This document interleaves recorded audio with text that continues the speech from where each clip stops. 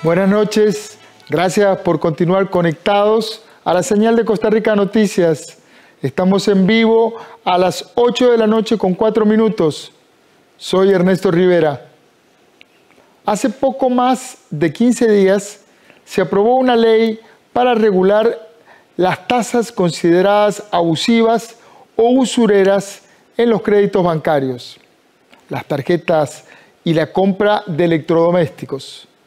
La ley regula la tasa máxima para estas operaciones. Luego de su aprobación, algunos bancos privados como el Banco San José, Promérica y Scotiabank cancelaron masivamente miles de tarjetas de crédito que con esta nueva modalidad los consideran como clientes poco rentables. Para poner en detalle y contexto este fenómeno que afecta a miles de costarricenses, voy a conversar ahora con el ex superintendente de entidades financieras y experto en temas bancarios, Javier Cascante Elizondo. Buenas noches, don Javier. Bienvenido al set de Costa Rica Noticias. Muy buenas noches, Ernesto. Un saludo a toda la audiencia de Costa Rica Noticias. Muy agradecido por tu llamada. Don Javier, tras la aprobación de la ley contra la usura, el Banco San José canceló 179,000 tarjetas, Promérica 30,000 tarjetas y Scotiabank acaba de anunciar que va a cancelar o que está cancelando 20,000.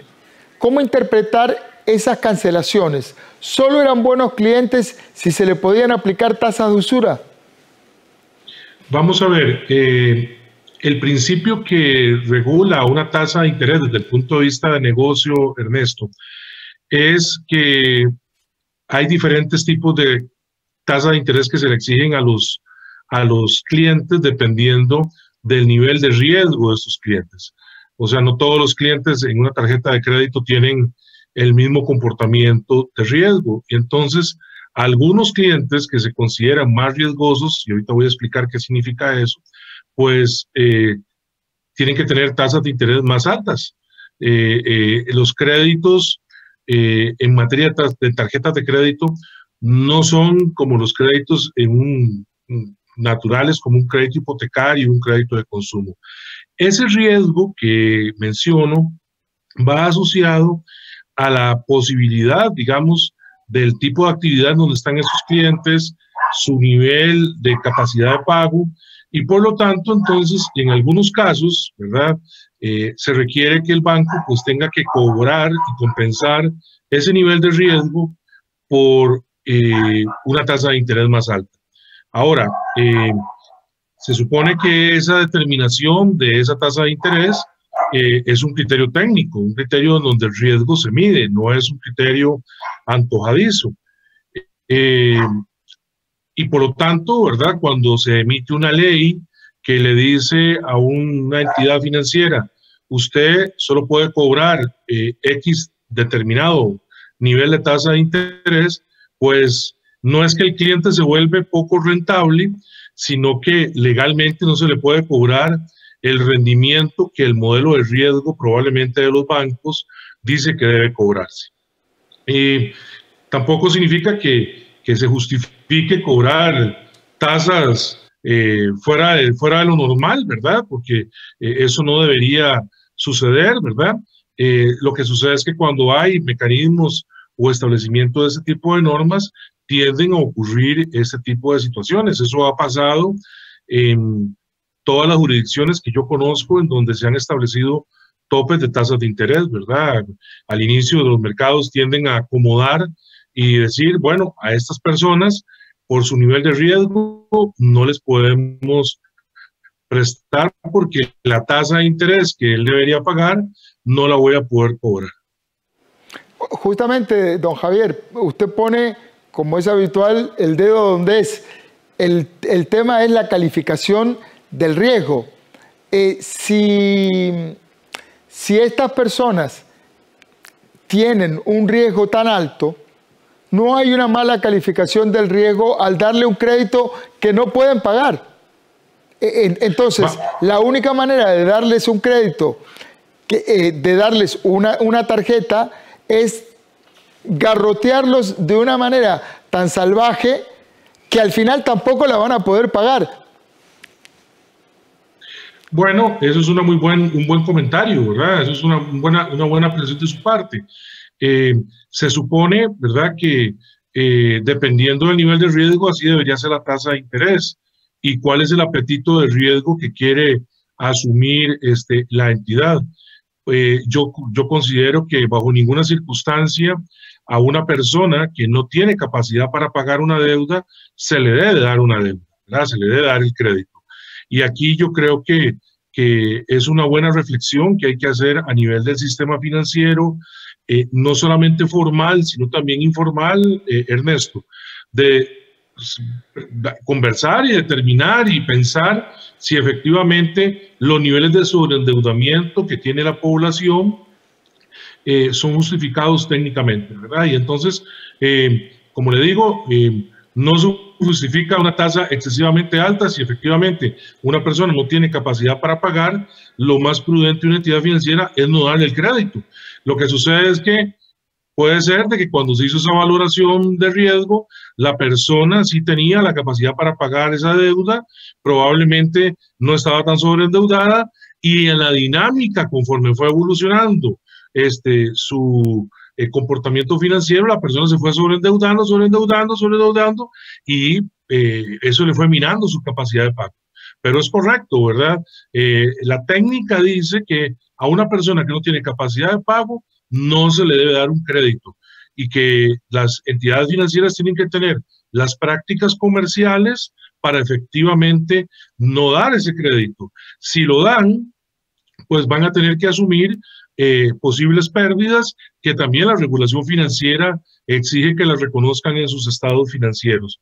Entonces, me parece a mí que todo ese tipo de cosas lleva a reflexionar no solamente el tema de cuál es el nivel de la tasa, sino también mecanismos de comportamiento de las entidades financieras y de valoración más agudas de los parámetros de riesgo que utilizan a la hora de determinar si le otorgan un crédito a una persona o no.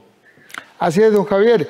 El tema del análisis del riesgo, ese es el negocio bancario, es exactamente el corazón del negocio bancario. Yo puedo tener una aspiración y tener la ilusión de que alguien me dé un crédito de 10 millones de dólares, y sinceramente, si voy al banco y si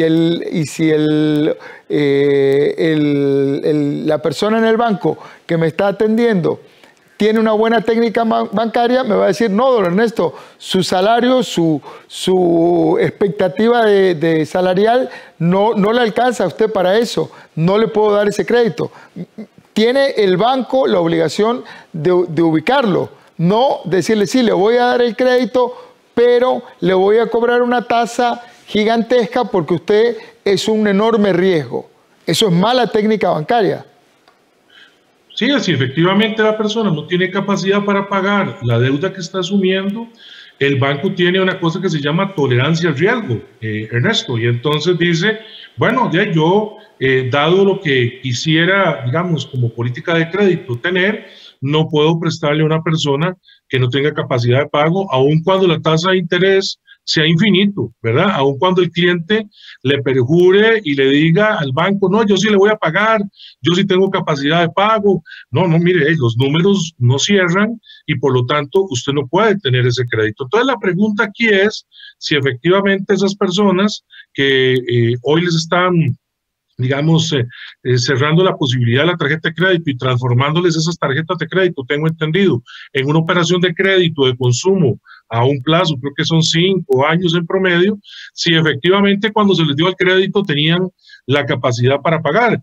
Probablemente si no tenían la capacidad para pagar hace rato hubieran dejado de ser clientes del banco, porque si hubieran dejado de pagar, el banco simplemente les hubiera cerrado su tarjeta de crédito. Entonces yo creo que es un tema técnico, un tema de análisis. Ahora bien, probablemente usted y la audiencia pregunta: pero bueno, entonces, ¿cómo se controla esto, verdad? ¿Cómo se podría manejar el tema de los posibles abusos a las personas, verdad? Bueno, es que las regulaciones de este país en materia de disciplina de mercado son muy ausentes, ¿verdad? Yo creo que Costa Rica, en esta discusión de los topes de tasas de interés, ha dejado de lado la necesidad de que Costa Rica tenga mecanismos, ¿verdad?, y supervisión en los temas de la disciplina, en el tema del comportamiento de las entidades financieras y en el tema de los derechos y obligaciones de los deudores, ¿verdad? O sea, en otros países, por ejemplo, el deudor es el que debe de tomar conciencia y tener la responsabilidad de decir, la verdad es que yo no tengo capacidad para asumir esa deuda, ¿verdad? Y entonces ese tipo de cosas que se logran a través de educación financiera, yo creo que Costa Rica tiene mucho camino todavía por recorrer y tenemos mucha oportunidad también para mejorar, yo creo. Así es, viéndolo desde el punto de vista diplomático, me encanta la frase que usó, es una oportunidad de mejora. Digamos, también usted menciona el tema de la educación financiera y es cierto de que muchos de los usuarios del sistema bancario tienen conocimientos financieros muy elementales o menos que elementales. Ahora, también es cierto que hay que exigir mayor transparencia. Yo trato de leer mi estado de cuenta de la tarjeta de crédito y no es sencillo. No es sencillo, está escrito de una manera poco amigable, no está claro qué está uno pagando y a qué tasa. Entonces, creo que hay un ida y vuelta en esto de la responsabilidad y de la corresponsabilidad de las deudas. Ahora, don Javier, para aprovechar su expertise, la mayoría de los bancos le están diciendo a la gente, esto usted lo decía recién, que tiene un periodo de X años, 5 o 6 años, para pagar el saldo y le están transformando el saldo en un crédito. Pero ese crédito no está sujeto a una negociación previa de plazo y tasa. Es el banco el que le está diciendo, bueno, le quedó este saldo, me lo tiene que pagar en tal periodo. ¿Se puede aplicar unilateralmente unas condiciones no pactadas para este tipo de operación? Es una muy buena pregunta. Usted sabe que yo no soy abogado, entonces no quisiera cometer el error, ¿verdad?, y el atrevimiento de juzgar temas legales, pero me parece que lo importante acá es que la entidad financiera se comunique y le explique con claridad al cliente las opciones que tiene, dada la circunstancia de la nueva ley, ¿verdad? Y me parece que en este contexto que hablábamos de la disciplina de mercado, que los bancos le entreguen posibilidades a los clientes para que los clientes pues puedan honrar la deuda. Debemos recordar que cuando una entidad financiera le presta dinero a una persona, el objetivo es que le devuelvan el dinero, no que la persona no le pague, ¿verdad? Entonces, el banquero más bien cometería un terrible error estableciendo condiciones que lleven a que la persona no le pague. Eso es el peor negocio para el banco. El banco debería analizar cuáles posibilidades tienen las personas para poder salir de esa deuda de una manera sin que signifique eso un problema de no pago, ¿verdad? Yo creo que esa lógica, y más que estamos hablando probablemente de créditos que no tienen garantía, que la responsabilidad es de naturaleza fiduciaria, en donde el banquero depende de que la persona le pague, porque si no tiene que proceder a un proceso de cobro administrativo y tiene luego que ir a un proceso judicial, y esos procesos judiciales aquí, bueno, muchos de ustedes mismos lo han publicado, llevan un periodo de tiempo larguísimo, ¿verdad? Y salen carísimos, y entonces la experiencia muestra de que esos procesos de cobro judicial, al final de cuentas, la recuperación que obtienen los bancos del crédito es muy baja con respecto a lo que realmente le deben. Entonces, pareciera que el banco debería, ¿verdad?, tener esa comunicación y debería valorar con el cliente las posibilidades de que él pueda honrar su deuda dada la circunstancia actual. Honestamente no te sé decir si legalmente existe alguna posibilidad de que ellos obliguen o no a una persona, pero el sentido común diría que las personas deberían tener la posibilidad de decir, bueno, la verdad es que yo a ese plazo, si me pones demasiado ajustado, no lo voy a poder pagar esa deuda, ¿verdad? Y entonces de alguna manera, pues buscar alguna alternativa que sea factible para ambas partes. Don Javier, este modelo que en Costa Rica se aplicó durante décadas fue generando un enorme endeudamiento de consumo. ¿Tiene usted ahí a grandes rasgos cuál es la deuda de consumo actual de los costarricenses? Muy grande, no sé el dato, ¿verdad? Cuando yo estaba todavía en la superintendencia, había como 5 datos. Es muy grande porque no solamente, Ernesto, tenemos un tema en el sistema financiero, y yo quisiera ser muy vehemente con este tema. A mí, si bien es cierto, el problema en el sistema financiero de sobreendeudamiento es importante, me preocupa más el problema de sobreendeudamiento fuera del sistema financiero que tienen muchas personas. Yo creo que ahí, y esa deuda nadie la conoce, esa deuda no la sabemos, ¿verdad? Porque es una deuda donde no se reporta esa información al supervisor financiero, nadie conoce los montos de esas deudas y por lo tanto entonces se vuelve difícil determinar el nivel de sobreendeudamiento o el nivel de endeudamiento de los actores privados en nuestro país.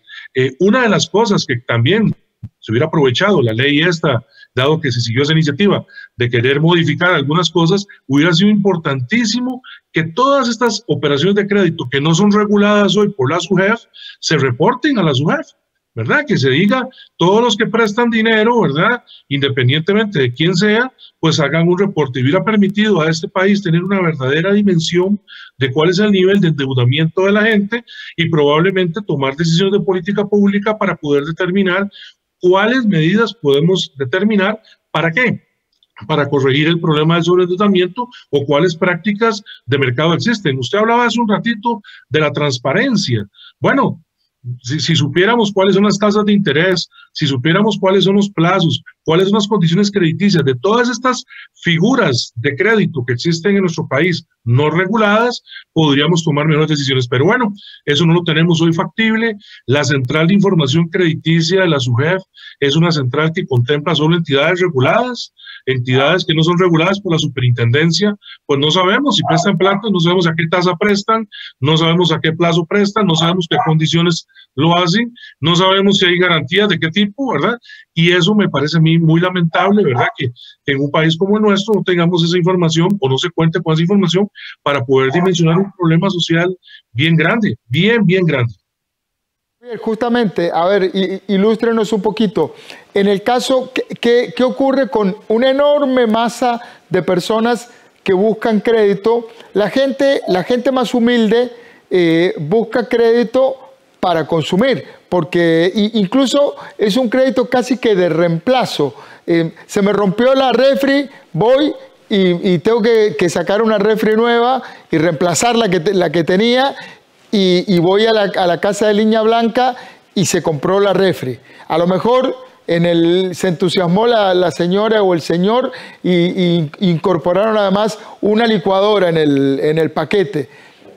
Pero esos créditos, cuando uno ve el precio de contado y lo compara contra el precio a crédito, muchas veces terminan pagando el capital inicial en un plazo relativamente corto.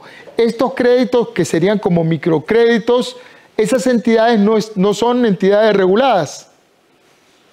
Vamos a ver, la única entidad que yo conozco que tiene, solo conozco una, que decidió, me parece a mí muy correctamente, regularizar su negocio financiero hace unos 3 años, ¿verdad? 3, 4 años. El resto de negocios comerciales creo que no están supervisados por la superintendencia, ¿verdad? Entonces, vamos a eso, ¿verdad? Entidades que otorgan crédito y que se someten a una regulación financiera probablemente se ven obligadas a tener mejores modelos de riesgo, se ven obligadas a establecer, cumplir con los requerimientos del supervisor en materia de capital, en materia de provisiones, en materia de resguardo de pérdidas, ¿verdad? Entonces, cuando tenemos un abanico de organizaciones, y no solo el ejemplo que usted ponía, sino de otras entidades comerciales o gente que presta plata ¿verdad? Libremente, ¿verdad? Hay mucho prestamista, ¿verdad? Muchas organizaciones también que prestan dinero ahí, que no son reguladas, le perdemos precisamente la pista. Entonces, ahí se acentúa más el problema, porque si usted muy bien menciona que sus estados de cuenta de la tarjeta de crédito le cuesta entenderlo, siendo probablemente un banco el que le mandó ese estado de cuenta, ¿verdad? Ahora imagínese una organización que no es regulada por nadie, ¿verdad? Ni por el supervisor financiero, no sabemos si reporta al Ministerio de Economía también, ¿verdad? Entonces todavía menos transparencia, menos información y más confusión para la persona y más posibilidad, como usted decía, una persona muy sencilla, muy humilde, de que no entienda qué es lo que está diciendo, porque le dice, mire, usted va a pagar 2.000 colones diarios. Sí, es que la cuota es muy chiquita, ¿verdad? Pero el crédito era de 10.000 y terminó pagando 70.000, ¿verdad? Con 2.000 colones diarios. Eso se resuelve cuando todo ese grupo de organizaciones, esa industria del crédito está arreglada con una disciplina similar, ¿verdad? Cuando también hay un manejo similar de la información, de la educación. Mientras no tengamos eso, vamos a seguir teniendo muchos problemas de personas que no han tenido la posibilidad para poder tener esos conocimientos financieros, de seguir endeudándose por ese tipo de necesidades, ¿verdad? Y con ese tipo de costos financieros, diríamos, muy elevados. Don Javier, nos quedan unos 3 minutitos. La ley no es retroactiva. ¿Qué pasa con los contratos de tarjeta y los créditos pactados antes de la ley? ¿Se deben renegociar con nuevas condiciones? Porque si yo tengo una tarjeta que adquirí antes de la ley y ahora cambió, ¿tengo que renegociar las condiciones de esa tarjeta o de ese crédito? Bueno, yo creo que va a salir un reglamento donde se van a especificar algunas y se van a aclarar algunas de esas inquietudes, ¿verdad? Porque la ley, a mi entender, ¿verdad?, es mi opinión personal, dice que cualquier operación de crédito que se genere posterior a la publicación de la ley tiene que someterse a los topes máximos de tasas de interés. Entonces, como la tarjeta de crédito es un negocio tan particular, ¿verdad?, de que cada vez que yo uso la tarjeta, alguien puede llegar y decir, sí, mire, la tarjeta, yo la tengo desde hace 10 años, ¿verdad? O sea, ese contrato es de hace 10 años, alguien puede decir, mire, pero eso es un contrato anterior a la ley, pero alguien también puede manifestar de que yo estoy ejecutando un crédito en este momento, ¿verdad? Con la tarjeta, el crédito lo estoy formalizando en este momento cuando ya la ley está vigente. Entonces, hay que esperar un reglamento. Creo que se le pidieron algunas aclaraciones a las autoridades financieras de este país y el mismo, creo que el Ministerio de Economía, para que efectivamente definan con claridad cuál es el fundamento, y a partir de esa interpretación, los usuarios de las tarjetas podrían tener una mejor información para saber si tienen que ir a renegociar con el banco o si aplicaría algo retroactivo. Por lo que han hecho algunos bancos, pareciera que no se quieren jugar. La interpretación más bien es que cada operación de crédito, es una operación nueva y por lo tanto le aplican las condiciones que están vigentes en la ley. Otros, como le digo, pueden pensar diferente. Hasta que no se aclare eso, no podríamos juzgar cuál es el camino que debe seguirse. Bueno, ahí le dio un muy buen tip a la audiencia. El tip es, cuidado, cuando usted está comprando hoy, después de la promulgación de la ley, hay un argumento de que usted está generando ese crédito hoy, independientemente de cuándo le hayan dado la tarjeta. Ese es un buen punto. Sí. Nos queda muy poquito. No quiero que se me quede afuera esta pregunta. ¿Cuál es el efecto de esta ley en la banca pública? Porque hemos visto expulsión masiva de miles de tarjetas en la banca privada, pero hay mucha tarjeta del Banco Nacional, mucha tarjeta del Banco de Costa Rica, del Popular.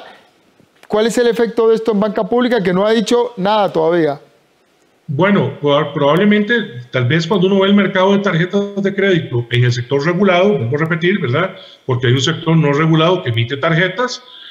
Los grandes emisores de tarjetas son los bancos privados, no los bancos públicos, ¿verdad? Los bancos públicos, si bien es cierto, han emitido tarjetas, su negocio más importante no ha sido ese, ¿verdad? Ha sido el crédito de otra naturaleza. Y eso significa que probablemente si no han dicho nada es porque todavía no se ven afectados por el aspecto de la regulación que se acaba de poner en la ley, ¿verdad? Entonces, concluyo, ¿verdad? Ese no es el negocio principal de los bancos del Estado, ¿verdad? De los bancos públicos. Es un negocio que probablemente afecta más a los negocios privados, pero me preocupa más los que no son regulados. Esos creo que todavía nadie los ha mirado y son importantes de ver. Muchísimas gracias, don Javier Cascante, experto en temas bancarios y financieros. Gracias por su tiempo, don Javier. A tu orden, un gusto, saludos, buenas noches y cuídense todos. ¿Okay? Muchas gracias. Gracias a ustedes también por estar ahí, por seguirnos, por acompañarnos, por informarse a través de la señal de Canal 13. Tratamos de darle información y contexto, mucho contexto, para que pueda tomar buenas decisiones. Recuerde, trabajamos para usted. Somos la televisión pública de Costa Rica.